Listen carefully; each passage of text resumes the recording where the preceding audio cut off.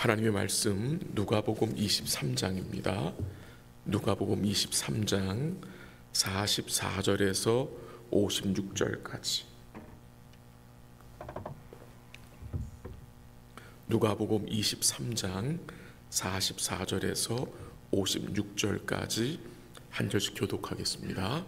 44절 하나님 말씀입니다. 때가 제6시쯤 되어 해가 빛을 잃고 온 땅에 어둠이 임하여 제9시까지 계속하며 성소의 휘장이 한가운데가 찢어지더라. 예수께서 큰 소리로 불러 이르시되 아버지, 내 영혼을 아버지 손에 부탁하나이다 하고 이 말씀을 하신 후 숨지시니라. 백부장이 그 된 일을 보고 하나님께 영광을 돌려 이르되 이 사람은 정녕 의인이었도다 하고, 이를 구경하러 모인 무리도 그 된 일을 보고 다 가슴을 치며 돌아가고, 예수를 아는 자들과 갈릴리로부터 따라온 여자들도 다 멀리 서서 이 일을 보니라. 공회의원으로 선하고 의로운 요셉이라 하는 사람이 있으니 그들의 결의와 행사에 찬성하지 아니한 자라. 그는 유대인의 동네 아리마대 사람이요 하나님의 나라를 기다리는 자라. 그가 빌라도에게 가서 예수의 시체를 달라 하여 이를 내려 새 마보에 싸고 아직 사람을 장사한 일이 없는 바위의 판 무덤에 넣어두니 이날은 준비일이요 안식일이 거의 되었더라. 갈릴리에서 예수와 함께 온 여자들이 뒤를 따라 그 무덤과 그의 시체를 어떻게 두었는지를 보고 함께합니다. 돌아가 향품과 향유를 준비하더라. 아멘. 오늘 본문은 두 부분으로 나누어져 있습니다. 44절부터 49절은 주님이 돌아가신 장면이고, 50절에서 56절까지는 주님이 장사되는 묻히시는 장면입니다. 오늘은 첫 부분만 잠시 생각해 보도록 하겠습니다. 본문 44절 말씀이 때가 제6시쯤 되어 해가 빛을 잃고 온 땅에 어둠이 임하여 제9시까지 계속되었다고 했습니다. 제6시는 정오를 말합니다. 제일 밝아야 할 정오에 갑자기 해가 빛을 잃어 어두워졌습니다. 그리고 오후 3시까지 제9시까지 3시간 동안 온 땅에 어둠이 임한 것입니다. 이 어두움은 초자연적인 어두움입니다. 이 어두움은 곧 하나님의 심판이 임했다는 말입니다. 구약 아모스 8장 9절의 말씀이 응한 것으로 우리는 이해해도 좋겠습니다. 그 아모스 8장 9절 한번 제가 읽어드릴게요. 여호와의 말씀이니라. 그날에 내가 해를 대낮에 지게 하여 백주의 땅을 캄캄하게 하리라 라는 말씀입니다. 대낮의 어두움은, 이 백주의 땅을 캄캄하게 하신 것은 하나님의 심판이 임한 것을 상징합니다. 이 하나님의 심판이 누구에게 임한 것입니까? 죄 없으신 예수님께 임한 것입니다. 원래 이 하나님의 심판이 누구에게 임해야 하는 것이었습니까? 원래 우리에게 쏟아져야 할 하나님의 심판이 누구에게 대신 임한 것입니까? 사랑하는 하나님의 아들에게 심판이 모두 쏟아진 것입니다. 즉 하나님이 어떠한 대가를 치르시고 우리를 구원하셨는지, 예수님이 어떠한 대가를 받으시면서까지 우리를 사랑하셔서 우리에게 생명의 길을 내셨는지를 우리로 생각하게 하고 깨닫게 합니다. 45절 한번 읽겠습니다. 45절 시작. 성소의 휘장이 한가운데가 찢어지더라. 예수님께서 십자가에 달려 죽으셨을 때에 성전에서 어떤 일이 벌어졌습니까? 성소의 휘장이 이 한가운데가 찢어졌다고 했습니다.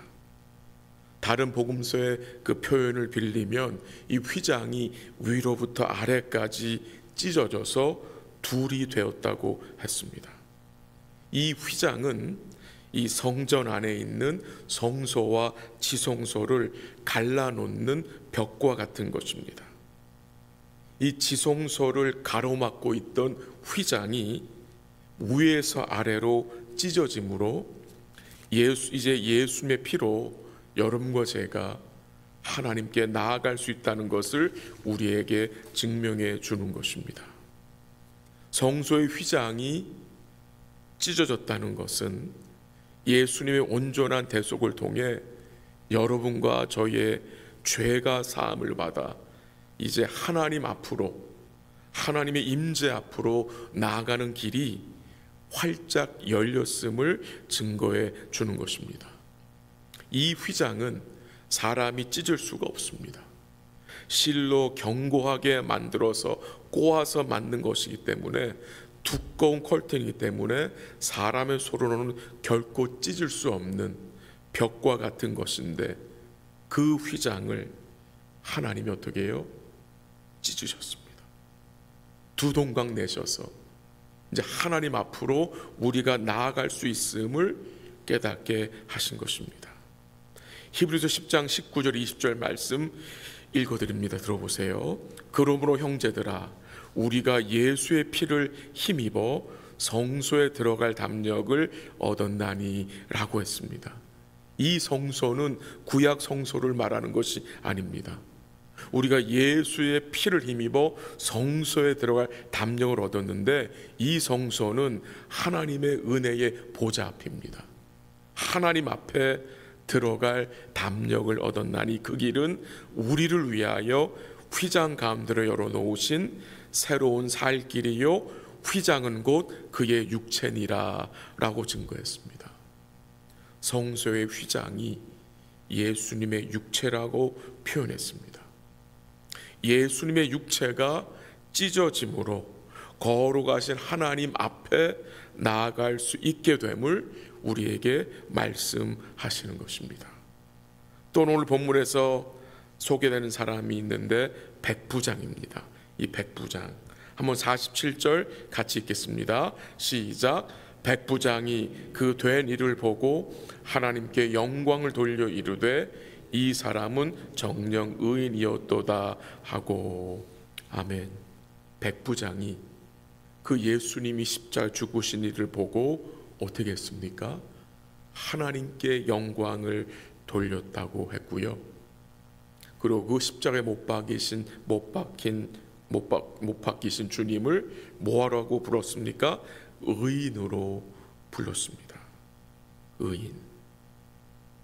이 백부장은 그동안 십자가에 달려 죽은 많은 죄인을 보았을 것입니다. 많은 죄인을 보았을 것입니다. 근데 이 백부장이 예수님의 죽음을 보며 그가 정녕 의인이었다고 고백을 했습니다. 어떻게 십자가에서 사형당하는 자를 보고 의인이라고 말할 수 있는 것입니까? 이 백부장은 로마 사람으로 예수님의 처형을 집행하고 주도한 사람입니다. 그는 몇 시간 전까지만 해도 예수님을 십자가에 못 박으라고 외친 자이고, 그는 예수님을 십자가에 처형한 자입니다. 근데 그가 이 예수를 정령 의인이라고 고백하고 있습니다. 그 죽음을 보고 하나님께 영광을 돌리고 있다는 것입니다. 마가복음 15장 39절에 보면은 백부장은 이 숨지신 예수님을 보고 이렇게 고백을 했습니다. 이 사람은 진실로 하나님의 아들이었도다 라는 고백입니다. 십자가에서 처형당한 예수를 보고 백부장은 이 사람은 진실로 하나님의 아들이었다고 고백을 했습니다. 이 하나님의 아들이란 이 표현이 무슨 의미입니까? 예수가 하나님의 아들이란 말씀은, 표현은 이 예수님이 하나님 아버지와 영광과 능력이 동등하신 하나님이심을 말하는 것입니다. 어떻게 이 백부장이 예수님을 하나님 아버지와 능력과 영광이 동등한 하나님으로 고백할 수 있는 것입니까? 이게 어찌 가능한 일입니까? 주의 은혜가 백부장에게 임했기 때문입니다. 어제 본문에서 언급한 그 한 강도 기억하시지요?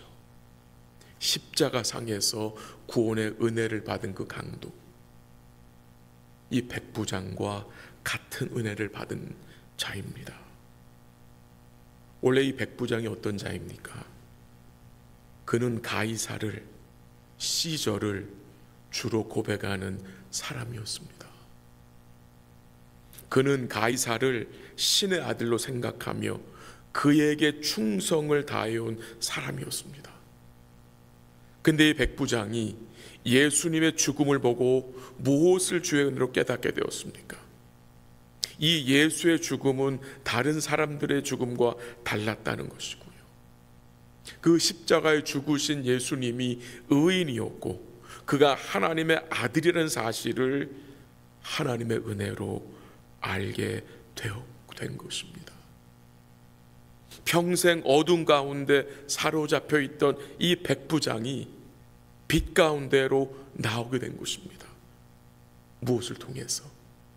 십자가에 달리신 예수를 통해서, 그가 전하신 말씀을 통해서, 주님이 그에게 베풀어 주신 그 구원의 은혜를 통해서. 이 놀라운 은혜 아닙니까? 오늘 본문은 온 땅에 어둠으로 심판이 임한 것으로 시작이 되는데, 그 어둠 속에서 뭐가 비춰집니까? 빛이 비춰집니다. 구원의 은혜가 비춰집니다. 우리에게 임할 그 저주와 심판이 은혜와 구원으로 바뀌어짐을 보게 됩니다. 성소의 휘장이 찢어졌습니다. 이제 여러분과 제가 이 예수를 통해서 하나님 앞에 나아갈 수 있는 자들이 되었다는 사실입니다. 어떻게 해요? 우리 예수님이, 죄 없으신 예수님이 우리를 대신하여 모든 죄값을 치르시고 여러분과 저에게 쏟아질 그 하나님의 심판과 저주를 대신 받으셨기 때문입니다. 이제 이 주를 믿는 성도는 어떤 자들입니까? 하나님께 영원히 버림받을 수 없는 복된 자가 되었습니다. 하나님으로부터 영원히 분리될 수 없는, 영원히 단절될 수 없는 복된 자들이 되었고요. 우리 주님이 여러분과 저에게 새로운 살 길을 여셨습니다. 오늘도 그 주님께 우리의 마음을 확정하기 원하고 우리의 삶을 주님께 맡기기를 원합니다. 마지막으로 46절 읽고 마치겠습니다. 시작. 예수께서 큰 소리로 불러 이르시되 아버지, 내 영혼을 아버지 손에 부탁하나이다 하고 이 말씀을 하신 후 숨지시니라. 그 말씀이 참 은혜가 됩니다. 이 말씀이 예수님의 마지막 말씀인 것 같습니다. 그가 아버지를 부릅니다. 내 영혼을 아버지 손에 부탁하나이다. 너무나 복된 모습 아닙니까? 십자가 상에서 예수님은 아버지를 부르시며 그의 영혼을 아버지의 손에 부탁하십니다. 맡기셨습니다. 우리가 숨지는 그 순간까지, 주님이 우리를 부르시는 그 순간까지 우리는 우리의 모든 것을 주님께 뭐 해야 합니까? 맡겨야 합니다. 주님께 부탁해야 합니다. 이것이 믿음의 삶인 것입니다. 아버지의 손에 맡기는 삶, 주께 맡기는 삶. 우리는 그리스도 안에서 우리 하나님의 영원한 사랑과 은혜를 보장받은 자들입니다. 그래서 어려운 상황 속에서도, 아프고 힘들고 고통과 슬픔의 상황 속에서도 우리 주님의 은혜의 대속을 의지하여 뭐 할 수 있습니까? 다시 힘을 낼 수 있는 자들이 되었습니다. 오늘 우리 사랑하는 성도들이 우리 주님과 그가 베풀어 주신 그 구원의 은혜를 가장 귀하고 복되게 여기시고 우리의 삶을 우리 하나님께, 우리 주님께 맡기시는 복된 삶 되시기를 주의 이름으로 간절히 기도합니다. 한번 기도하겠습니다. 하나님 아버지, 감사합니다. 우리 예수님을 통해서, 예수님의 그 대속의 은혜를 통해서 이제 우리가 어떤 자들이 되었는지 또 이 아침에 다시 리마인드 해주심을 감사합니다. 하나님의 영원한 사랑과 은혜가 보장받은 복된 자들이고 하나님께 영원히 버림받을 수 없고 분리될 수 없는 복된 자들이 되었다는 사실을 기억하게 하옵소서. 예수님 통해서 우리에게 새로운 살 길이 열려 있음을 기억하게 하시고 오늘도 주께 마음을 확정하게 하시고 주께 우리의 모든 것을 맡길 수 있도록 주님 도와주시고 인도하여 주시옵소서. 어떤 상황 속에서도, 어떤 아픔 속에서도, 어떤 고통 속에서도 우리에게 새로운 살 길이 열려 있고 또 우리의 모든 것을 주께 맡길 수 있다는 이 복된 현실을 오늘도 기억하며 감사하며 이 복된 은혜 주신 우리 주님을 가장 귀하고 복되게 여기며 살아갈 수 있도록 인도하여 주시옵소서. 이 아침에 주의 은혜와 긍휼을 구하며 주를 바라보는 주의 백성들을 기억하시고 풍성한 은혜와 넘치는 긍휼로 함께해 주시기를 간절히 기도합니다. 특별히 어려운 상황 속에 있는 성도들을 주께서 위로하시고 회복의 은총을 허락하시고 그 상황 속에서 모든 것을 주께 부탁함으로 마음의 평안과 기쁨과 소망을 누리며 지내실 수 있도록 은혜 내려 주시옵소서. 오늘도 기도하며 주님 바라보는 모든 성도들에게 주께서 복을 주시고 주와 동행하는 복된 날 될 수 있도록 역사하여 주시옵소서. 모든 것을 주께 감사드리며 예수님의 이름으로 기도합니다. 아멘. 기도하시다가 돌아가시기 바랍니다.